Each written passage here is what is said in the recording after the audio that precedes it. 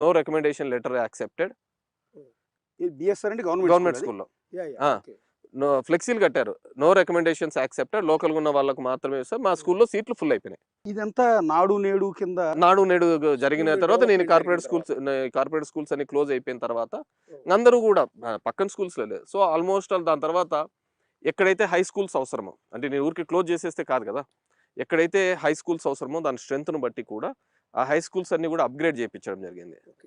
ఎక్కడెక్కడ అన్ని డీసెంట్రలైజ్ చేసేసి, అప్‌గ్రేడ్ చేసేసి ఎక్కడ పిల్లలు అక్కడే ఉండాలి అనే ఉద్దేశ్యంతో. ఇప్పుడు నిన్న మొన్న గూడా గవర్నమెంట్ డెసిషన్ తీసుకుంది. ప్రతి మండలంలోనూ కూడా 2 జూనియర్ కాలేజెస్ స్ట్రెంత్ 500 కంటే దాటితే జూనియర్ కాలేజెస్ తీసుకొని రావాలని, దాంట్లో ఎక్స్‌క్లూజివ్‌గా గర్ల్స్ కూడా తీసుకొని రావాలని ఓకే. అనేది గూడా ఒక డెసిషన్. అంటే బిగ్గెస్ట్ రిఫార్మ్స్. ఎడ్యుకేషన్ దానిలో ఇంత రిఫార్మ్స్ ఎప్పుడే గాని ఏ ప్రభుత్వం తీసుకుండదు. Yes sir. గవర్నమెంట్ ఈసారి బాగా డేర్ చేసి తీసుకునే ప్రయత్నం చేసింది. సో, నేను ఆ విధంగా క్లోజ్ చేయడం వల్ల కొన్ని చిన్న స్కూల్స్ బాగుపడ్డాయి. ఓహో! కొన్ని చిన్న స్కూల్స్ అదే బాగున్నాయి. లోకల్ స్కూల్స్ ఉంటాయి లోకల్ కదా! స్కూల్స్ అవును. కూడా ఒక 40, 50 ఉంటాయి. అవి బాగుపడ్డాయి. అండ్ అదే విధంగా ఎవరైతే ఉన్నారో పెద్ద స్కూల్స్ పెట్టాలో ఖచ్చితంగా వాళ్ళు ఈ ఫెసిలిటీస్ ఉండాలి అవును. అనేది ఒక స్టాండర్డ్ అనేది పెట్టడం జరిగింది. ఓహ్! సో, ఆ విధంగా ఎడ్యుకేషన్ దాంట్లోకి తీసుకొనెళ్ళాను. ఇవన్నీ నేను అక్కడికి వెళ్ళినాను, అపార్ట్మెంట్ అంతా తిరిగినాను. అవి గూడా వచ్చినాయి లైవ్‌లోనే. అవునండి. అవి గూడా వచ్చినాయి. దానిలో ఫీజు గూడా నీ ఇష్టానుసారం పెట్టకూడదు. మినిమమ్ ఈ ఫీజే మెయింటైన్ చేయాలా, ఈ స్ట్రక్చర్‌కి అని యెస్. జెప్పేసి కూడా అవును. దిశానిర్దేశం చేయడం జరిగింది. కూడా లోన్ గూడా వాడు చూపిచ్చారు. చూపించి చెప్పినాడు. అలిగేషన్ చేశారు. నేను అది 2018లో ఉన్న మ్యాప్స్ ప్రకారం గూడా నేను చూపించడం జరిగింది. ఆ! 2018లో ఏ విధమైన పొజిషన్‌లో ఉందో, ఈ రోజుటికి కూడా మ్యాప్స్‌లలో అదే ఉంది. దేర్ ఇస్ నో ఆక్యుపేషన్‌లో గాని, దీనిలో గాని జియో ట్యాగింగ్స్‌లో it's with everything is reflecting on the online. Okay. రెండోదేంటంటే చెరువు ముందరుంటే దాని బ్యాక్ వాటర్ ఎనకలొచ్చే చోట నేను కట్టాను. ఓకే. ఎనకల ఖచ్చితంగా చెరువు అన్న తర్వాత ఎనకల ఖచ్చితంగా దానికి ఆనుకొని గట్టు ఉంటది. ఇవన్నీ ఉంటాయి. అవును. నేను ఇప్పుడు చంద్రబాబు నాయుడులాగా ఓకే. ఆహ్, కరకట్ట లోపల కట్టలా. Yes sir. కట్ట లోపల కట్టలా నేను. బ్యాక్ వాటర్స్ ఎనకలుంది. హ్మ్. అక్కడ నేను ఒక తోట ఉంటే 2018లో ఓకే. 18లో నుంచి కూడా అలాగే ఉంది. ఈ 20 ఆ టైంలో నేను అక్కడ హార్స్ రైడింగ్ కూడా చేయడానికి వీల్లేదు. ఎందుకు వీల్లేదంటే అంత కంకర రాళ్ళు బౌల్డర్ ఎక్కువుంటాయి. హార్సెస్ కూడా చేయలేరన్నమాట. అక్కడ నేను 2020లో ఫార్మర్స్ దగ్గర నుంచి నేను భూమి కొన్నా. Okay. It's a patta land. పట్టాలండి. ఆ! ఓకే. 1932ది. ఓకే. 1932ది. సో, నాకు వీళ్ళ అలిగేషన్స్ అన్నీ తెలుసు కాబట్టి 1932లో కొన్నాను. అది రిజిస్టర్ అయితుందా లేదా అని నేను దీంట్లో కూడా తీసుకొని రావడం జరిగింది. ఆర్‌టీఏలో. దాని తర్వాత కొంతమంది ఇంతకుముందు నాకు పోటీ చేసి ఓడిపోయిన సూర్య అనే అతను కూడా ఎన్‌జీటీలో కూడా వేసినాడు. తహసీల్దార్‌లను, revenue authority, irrigation authority and forest department అందరిని కూడా కౌంటర్ వేశారు. అందరూ ఫీల్డ్‌లోకి వచ్చి వెరిఫికేషన్ చేసినారు. ఓకే. మొత్తం బౌండరీస్ ఫిక్స్ చేశారు.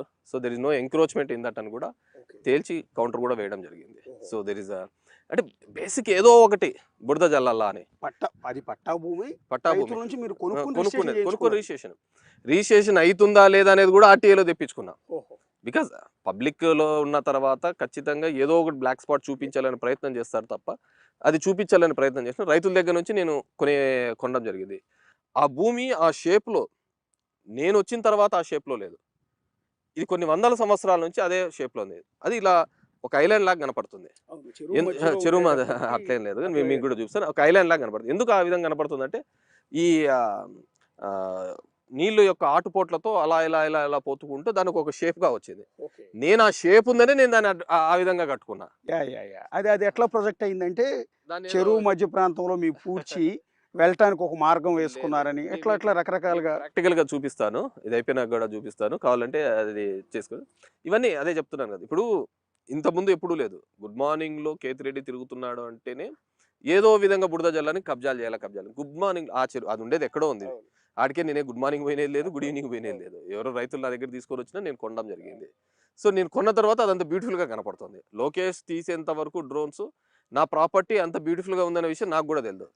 బేసిక్‌గా వాళ్ళు సినిమా ఇండస్ట్రీ నుంచి వచ్చినారు కాబట్టి ఆ టెక్నిక్‌లు ఏమో అలా కనపడినాయి గానీ, అంత అందంగా ఉన్న విషయం నాకు గూడా తెలదు. నేను అతనికి గూడా థాంక్స్ చెప్పాలన్నమాట. అందరూ గూడా ఇంత సూపర్‌తో ఉందంటే నాకే తెలదు అంత సూపర్‌తో ఉందనే విషయం. హార్స్ రైడింగ్ ఇది ఇది మా ఫ్రెండ్ వాళ్ళ తోటనే. రాజు అనే వాళ్ళ తోటనే. దీంట్లో ఆ పిల్లోడు గూడా హార్స్ రైడింగ్ చేసిన సందర్భం ఉంది. ఓకే. కోవిడ్ టైంలో మేమేం చేసామంటే, నవీన్ చౌదరి అని అనంతపూర్‌లో ఉంటాడు. యంగ్‌స్టర్ పాపము హార్సెస్ పెట్టుకున్నాడు. ఓకే. అన్న మేము ఈ కోవిడ్ టైంలలో మామూలుగా ఇన్‌స్టిట్యూట్‌లలో నేర్పియాలనే ఒక ప్రయత్నం చేసినాడు. సో అతను ఏమన్నాడంటే మేము ఇట్లా చేసుకున్నామంటే అప్పుడు పిల్లలందరూ ఇంట్లోనే ఉన్నారు. అవునండి. ఇంట్లో ఉండి ఆ టీవీలకు దీనిలకు అతుక్కొని పోతున్నారు, తిక్కబట్టి మెంటలోళ్ళు అయిపోతారు వీళ్ళు. అంటే యాక్టివిటీ లేకుంటే ఎలా ఉంటారు అని మా ఫ్యామిలీలో మా ఫ్రెండ్స్ పిల్లలు అందరినీ కూడా అక్కడే తీసుకొని పోయి, ఆ తోట కాదు అసలు, దానికి సంబంధం లేదు, ఆ ఏరియా గుర్రాలు కూడా రాలేదు, తీసుకొని పోయి మేము ఆ పక్కన వేరే ల్యాండ్ ఉంటే ఫ్రెండ్ ల్యాండ్ స్కూల్లో అక్కడ నేర్పించాం. ఓకే. నేర్పించిన తర్వాత ఇంకా నేర్చుకున్నాం కదా అని ఇంకా కోవిడ్ టైంలోనే టౌన్లో మేమే రౌండ్